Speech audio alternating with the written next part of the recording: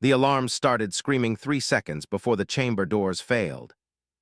Felt the vibration through his boots first, a deep, wrong trembling that made his stomach drop. The red light snapped on, bathing the negotiation hall in emergency glow, and for one frozen heartbeat he wondered if this was how it ended. Not in battle, not in glory. Just standing alone on a polished alien floor, holding a data slate with shaking hands. He swallowed hard and forced himself to breathe. Stay calm, you're human. That has to mean something. Across the chamber, the delegation reacted instantly. Long bodies straightened, crest feathers flared.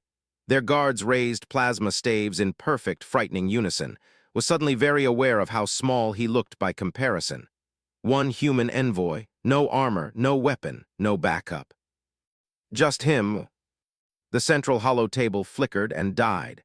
The translation field sputtered, then stabilized with a soft hum.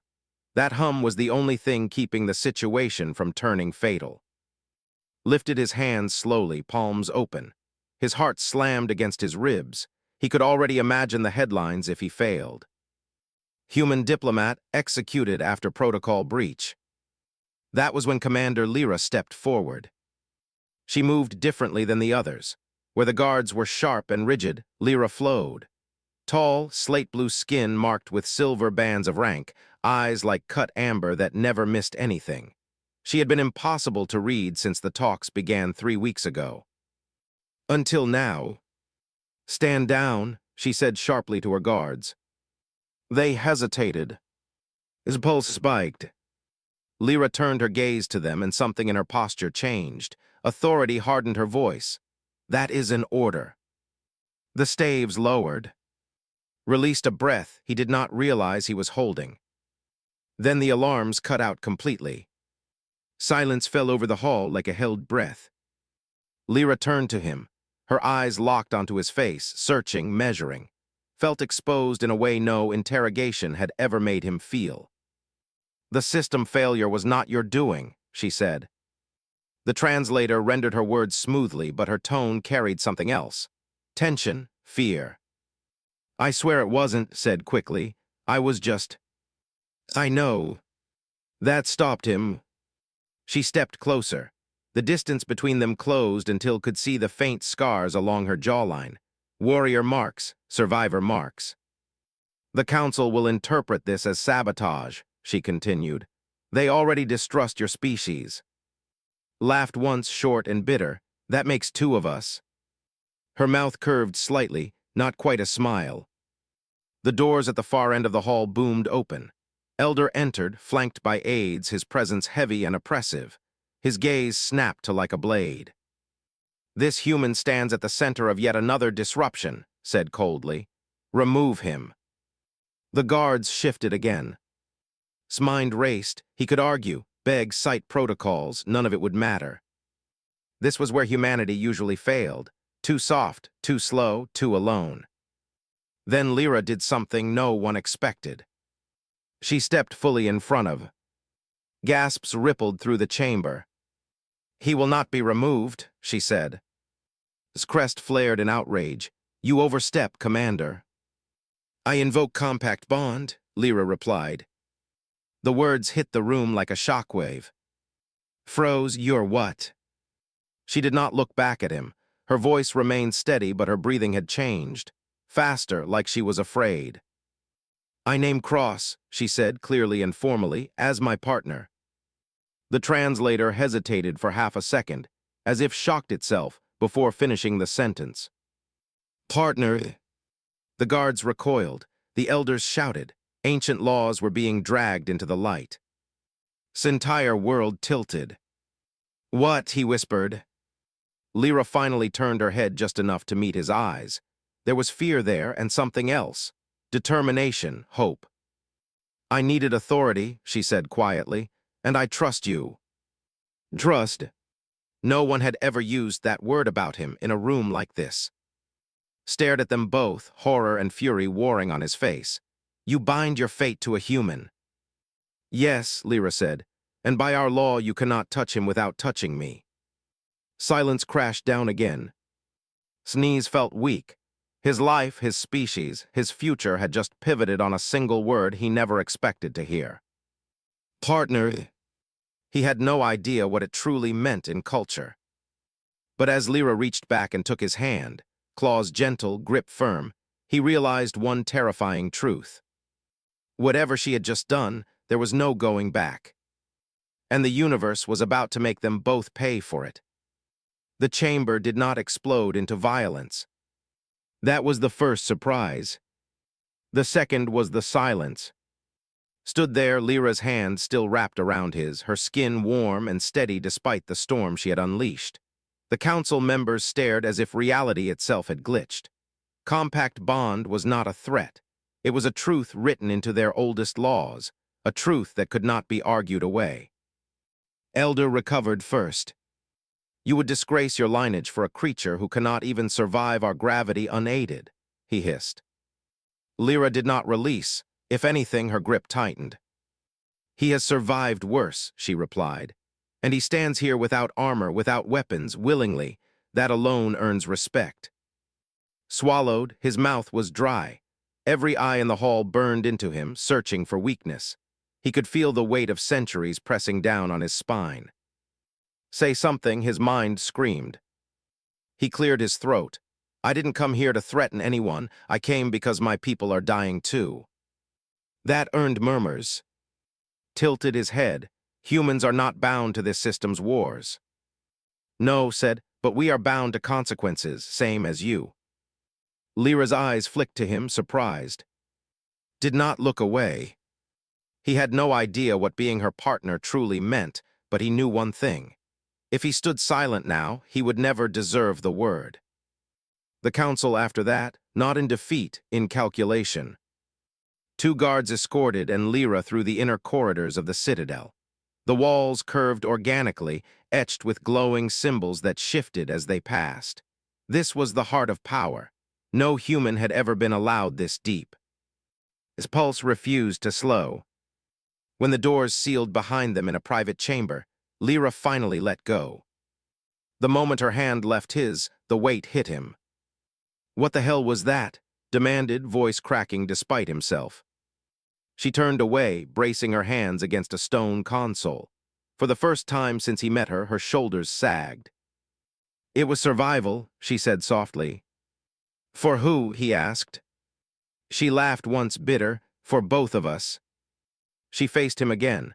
Compact bond is not symbolic, it is intimate, political, social, dangerous. His stomach dropped. Define dangerous. Shared accountability, she said. Shared honor, shared punishment. He stared. You just tied your entire career to a human diplomat who spills coffee on alien flags. A corner of her mouth lifted despite herself. It was an important flag. The tension cracked just slightly. Then exhaled and dragged a hand down his face. Why me? That question mattered more than anything. Lyra studied him for a long moment. Her eyes softened. Because when the system failed, you did not run, you did not blame us. You looked afraid, but you stayed. He shrugged weakly. I didn't have anywhere else to go. That is not why, she said. You stayed because you believe cooperation is worth the risk. Said nothing. She stepped closer, too close. The air between them felt charged, alive. You do not yet understand what you agreed to, she continued. Our people will test you, they will provoke you, some will try to break you. Story of my life, muttered. Her gaze sharpened. And if you fail, they will not say the human failed, they will say my partner failed. The word landed differently this time. Partner. It did not sound like a shield anymore. It sounded like a weight. A chime echoed through the chamber, an incoming transmission. Lyra's console lit up with urgent glyphs. Her expression darkened. The council has summoned a bond trial, she said. Blinked a what? A public challenge, she replied. They will force you to demonstrate worth, intelligence, resolve, compatibility. Compatibility, he repeated faintly. She met his eyes, with me. His heart skipped in a way that had nothing to do with fear. When, he asked. Now. The floor beneath them shifted. The chamber began to descend, stone walls sliding apart to reveal a vast arena glowing with bioluminescent light. Thousands of waited below, their attention snapping toward the descending platform. His throat went dry. Lyra reached for his hand again. This time he did not hesitate. "Whatever happens," she said quietly, "do not let them see you break." He nodded, pulse roaring in his ears. As the platform locked into place and the crowd erupted, realized something chilling. This was no longer about diplomacy.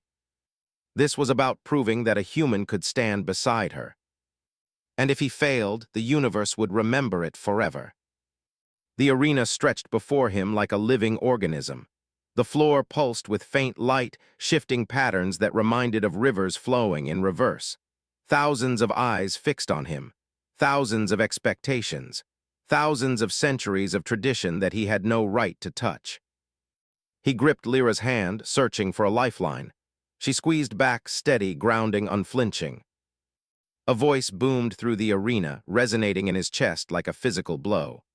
"Cross, human, you have been called as partner of Commander Lyra. The Council demands proof. Show your worth." He swallowed hard, shaking from head to toe. Proof. Worth. He was just a diplomat, not a warrior, not a scholar, not a politician. How was he supposed to survive this? A door opened at the far end of the arena, revealing a figure that made his blood freeze. Tall, armored, gleaming in the bioluminescent light, a named, rumored to be undefeated in the Bond trials for 20 years. And now he was smiling. "You," said, voice silky and dangerous, "are the human who thinks he can stand beside Commander Lyra." His mouth went dry. Lyra's grip tightened. "Ignore him," she whispered. "Focus on me, trust the bond." The word rang differently now. Bond, not just survival, not just authority, something heavier, something intimate, something mutually binding. Circled them, movements precise, deliberate, predatory. "The Council says you must endure 3 tests. Failure is not permitted." "What are the tests?" asked, voice trembling. Laughed, a sound like metal scraping stone. "They will be revealed in turn. For now, survive this first challenge." The floor beneath them shifted, rising like a tide. Shapes formed, floating platforms, glowing faintly, scattered across a chasm of dark, empty space. Realized with a jolt he had to cross. "Step carefully," Lyra said. "I'll be right beside you, trust me." He nodded, but his legs felt like lead. One wrong move, and the laws of physics would claim him. The first step was agony. The platform wobbled beneath his boots. He gripped Lyra's hand like a lifeline, and she pulled him forward, her presence steadying him. He took another step, and another. Halfway across, the platform trembled violently, almost fell. His fingers closed around Lyra's hand instinctively, and in that instant, something unexpected happened. Her hand wasn't just a lifeline, it was everything. Strength, safety, belief. And in that split second, realized he believed in himself too. "You're doing fine," she said, voice low, almost intimate. His stomach twisted. "I can't, I'm going to fall." "You won't," she whispered. "Not while we're partners." The word struck him like lightning. Partner. Not an ally, not a colleague. Partner. Someone who would stand beside him through this abyss, literally and figuratively. With a deep breath, he pushed forward, step after precarious step. He fell once, catching himself on the edge of a platform, heart hammering in terror. But each time, Lyra was there, grounding him, urging him to try again. Finally, they reached the far side. Solid ground. The crowd erupted, not in cheers, but in stunned silence, as if the impossibility of a human completing the first trial had been realized. Smile twisted, no longer friendly. "Interesting, you survived the first test, human, but the next 2, he gestured to the massive doors behind the arena. "Will test more than your balance, they will test your mind and your heart." Stomach dropped. He could feel the weight of every eye on him, the silent judgment of an entire species. Lyra stepped closer, brushing his shoulder. "You are stronger than you know," she murmured, "and you don't have to face it alone." Her words ignited something in him, a courage he didn't know existed. The arena was still dangerous. The council still hostile. The trials still unknown. but for the first time since stepping into the world felt seen. And for the first time he realized that surviving wasn't enough anymore. He had to rise, not just for himself, not just for her, but for the bond they now shared, fragile, defiant, and utterly irreversible. The doors groaned open. Shadows stretched across the arena, hiding whatever horrors awaited. His heart raced. Lyra's hand found his again. Her eyes held his, steady, fierce, unflinching. "Ready?" she asked. He nodded, swallowing the fear that still clung to his throat. As the shadows moved, as the unknown trials loomed, understood one undeniable truth. His life had already changed forever. And there was no turning back. The doors slammed shut behind them, sealing the arena in near-complete darkness. The only light came from faintly glowing symbols etched into the walls, shifting, alien glyphs that pulsed like the heartbeat of some enormous creature. Could barely see his own hands, let alone the obstacles ahead. "Second trial," Lyra whispered, her voice tight. "Mental, emotional, the Council will probe every doubt you have." Swallowed, I thought we already proved something." She shook her head, amber eyes sharp in the dim glow.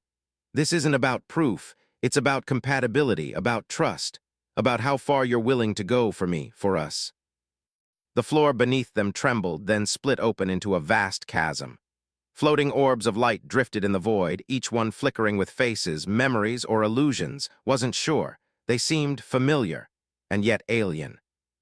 "Step carefully," Lyra said. "Each orb is a test. Touch the wrong one and your mind," she swallowed. "It will confront your deepest fears." Look down, knees weak. The first orb hovered near enough to reach. A soft glow, warm and inviting. He reached for it. The instant his fingers brushed the surface, the world shifted. He was no longer in the arena. He was standing in his childhood home, the smell of rain on asphalt, the hum of streetlights, the sound of laughter hers, not Lyra, someone else. A girl he had loved and lost, someone he hadn't seen in years. And a whisper. His chest tightened. Memories crashed over him, failures, heartbreak, regrets, every choice he had made, every fear he had tried to bury. He stumbled back, nearly falling into the void below.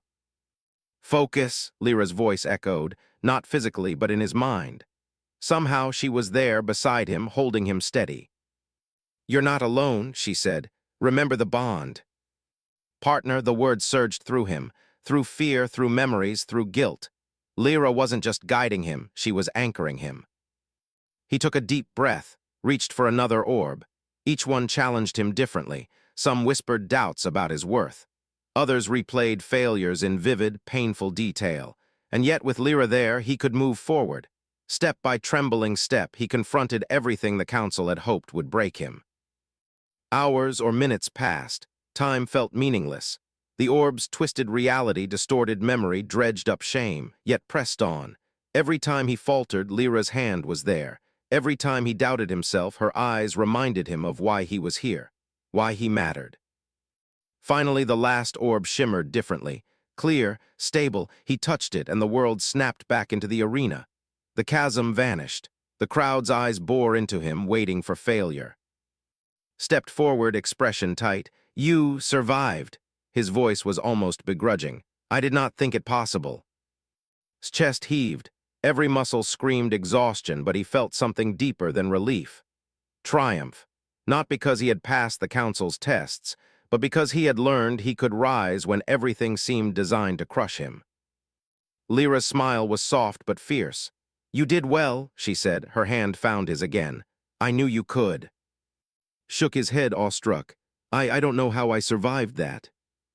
"You survived because you trusted," she said. "Not just me, yourself, us." Her eyes lingered on his, amber flames in the dim arena. And for a single heartbeat, everything else faded. Then the Council's voice boomed from above.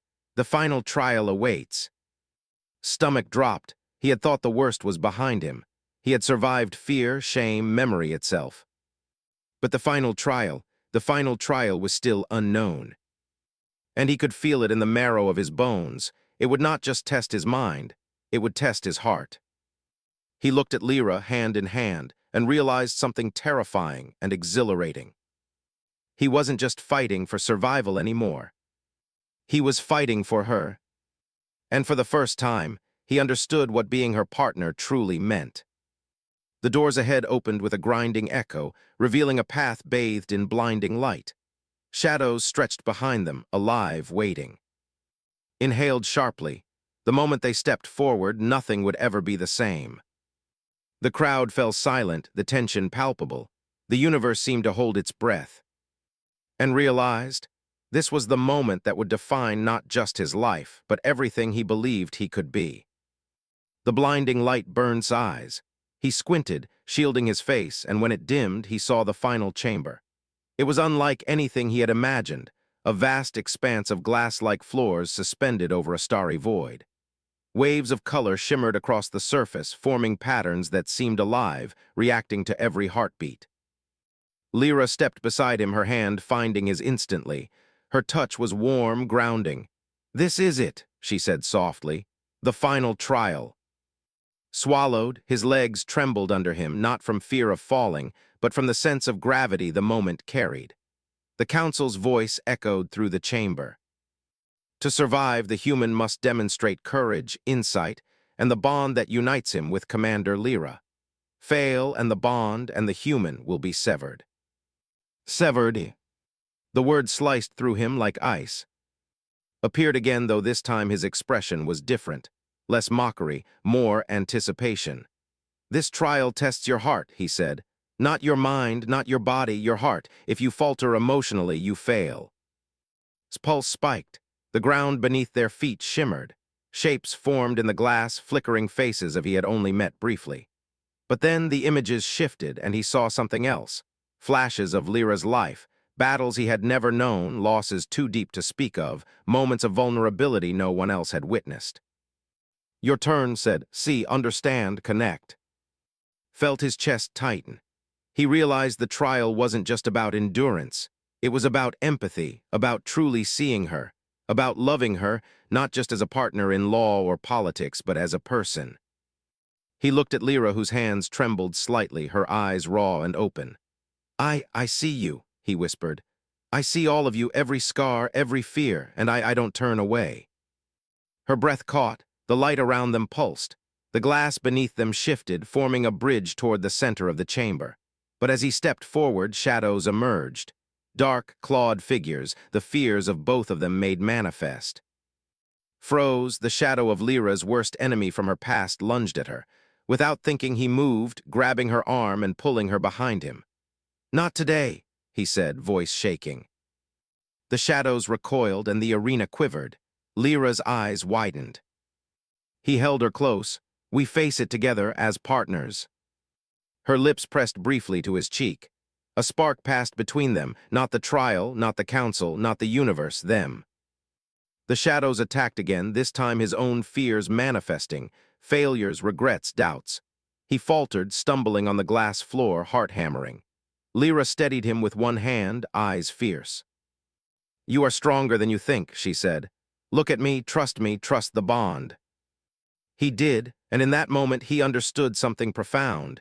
Being her partner wasn't about law. It wasn't about politics. It was about courage.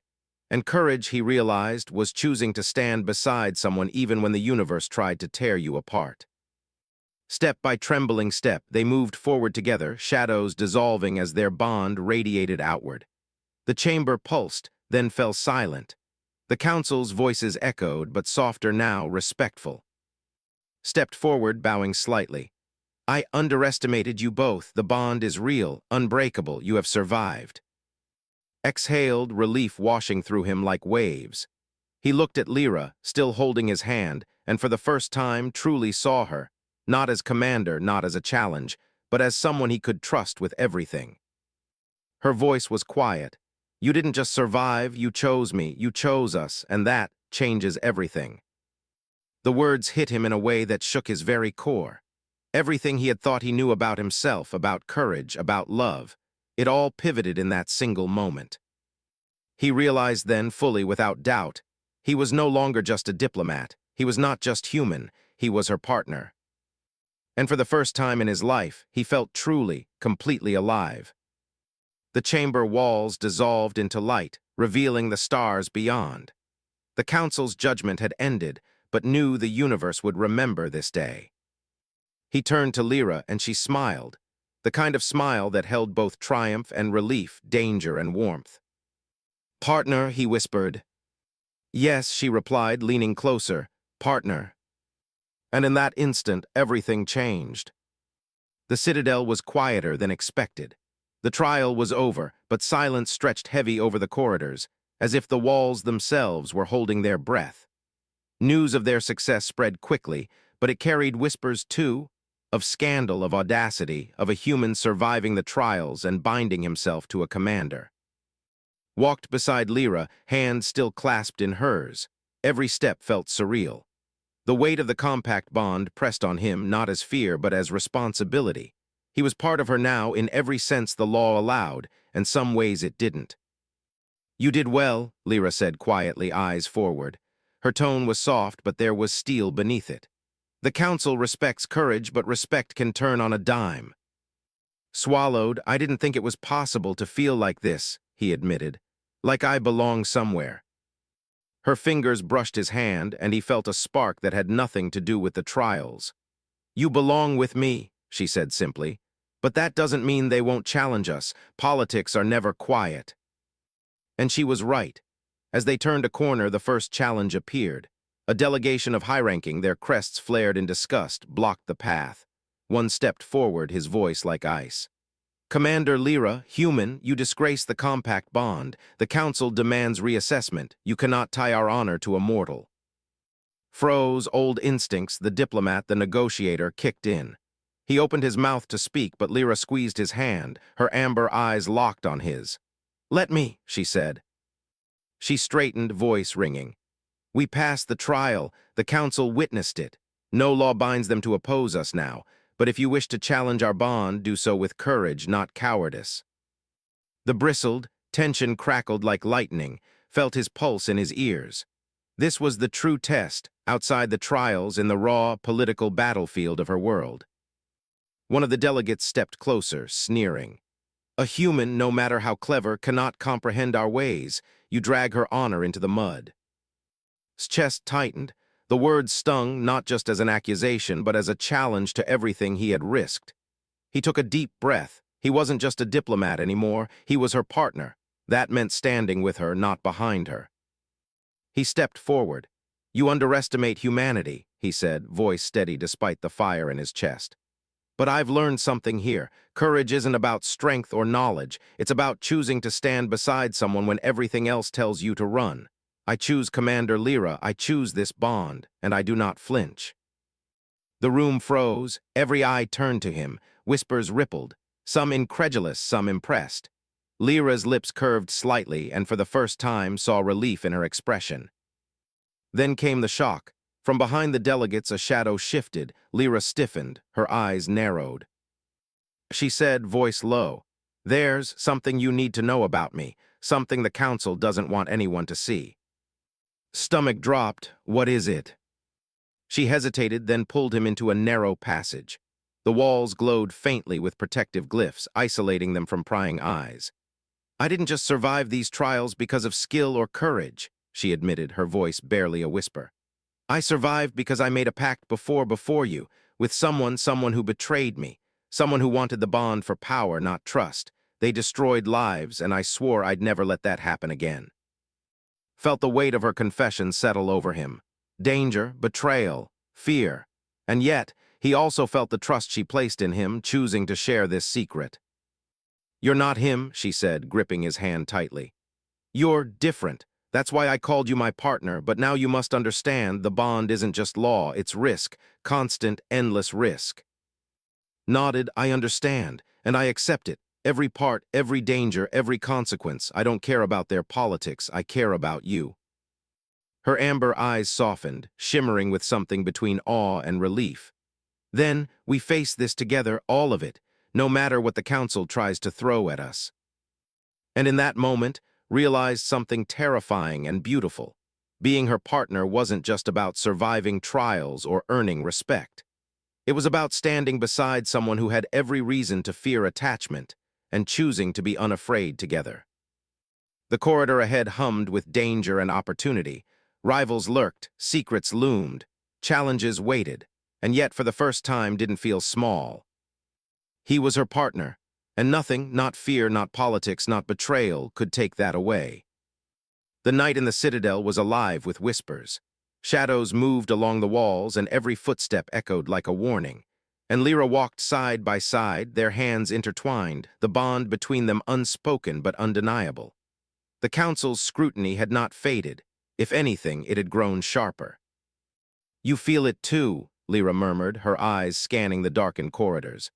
"Something isn't right. The council may respect us now, but respect can turn into traps." Nodded, heart pounding. Every instinct in him screamed danger. But he no longer felt helpless. "We face it together," he reminded himself. That simple truth steadied him more than any training or protocol ever could. A sudden vibration ran through the floor. The citadel's energy nodes flared red. Before they could react, the doors at the end of the hall slammed open, and a group of masked figures stormed in, elite assassins, their weapons glowing with deadly precision. The council's opposition had chosen their moment. Lyra reacted instantly. She drew a sleek energy blade, moving with fluid, lethal precision. His hand tightened around hers, pulling her back, instinctive, protective. "This is not a drill," she said sharply. "We have to move." They darted through the corridors, twisting through the glowing architecture of the citadel. Felt fear, real, raw, gut-deep fear, but it was tempered now by determination. He wasn't just a human. He wasn't alone. He was her partner. Every reflex, every decision, every heartbeat counted. They reached a chamber overlooking the heart of the city. Lyra's eyes widened. "They're going to breach the council's core. If they do—" She didn't finish. The consequences were unthinkable. Glanced at her, "Then we stop them together." The fight that followed was chaos. Energy blades clashed, shadows darted, and the hum of the citadel's defenses thrummed beneath their feet. Dodged, blocked, improvised, his diplomatic mind now working in tandem with survival instinct. Lyra moved with him, each step a dance of trust, each move a testament to their bond. At one point, an assassin lunged for Lyra. Without thinking, threw himself in front of her. Pain exploded in his shoulder, but the grip on her hand never loosened. Lyra's amber eyes met his, filled with awe and something deeper. "You're not just surviving," she shouted over the chaos. "You're fighting beside me." Winced, gritting his teeth. "I told you, partners." Together they pushed forward. Strategy, instinct, and trust merged seamlessly. The attackers faltered, their formation broken, and Lyra's combined strength became a force no single or council faction could match. Finally, they reached the central platform. The leader of the masked assassins revealed himself, a former council member thought loyal to the compact law. His eyes burned with hatred. "You will not survive this, human," he snarled. His pulse thundered. He felt the bond in every fiber of his being. "We survive together," he said, voice unwavering, "or not at all." Lyra's hand squeezed his. Energy flared. Light and shadow collided in a final, blinding surge. When it faded, the council member lay defeated, the assassins incapacitated, and the citadel trembling but intact. Silence fell. The council members arrived, faces pale, eyes wide. Respect had shifted into something more profound, acknowledgement. A human had stood beside a commander, faced death, and triumphed, not alone, together. Shoulder burned where he had been struck, but he felt a deeper warmth. Lyra's hand remained in his, amber eyes soft and unwavering. "You did it," she whispered. "We did it." He shook his head, breathless. I don't know how to describe this." She smiled faintly.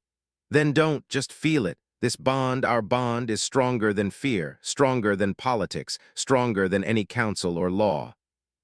Looked around at the ruined, glowing chamber, at the council's stunned faces, at the city beyond, alive and vibrant, and then he turned to her. "Partner," he said softly. "Yes," she replied, voice trembling with relief and something more. "Partner for everything." He realized then that the word wasn't just law or title or protection. It was life, it was courage, it was love. And as the citadel lights pulsed gently around them, understood that nothing could ever undo this moment. Nothing could undo them. Together they stepped forward into the dawn of a new era, hearts bound, unshakable, and unafraid. The universe had tested them. The universe had pushed them to the edge. And they had risen together,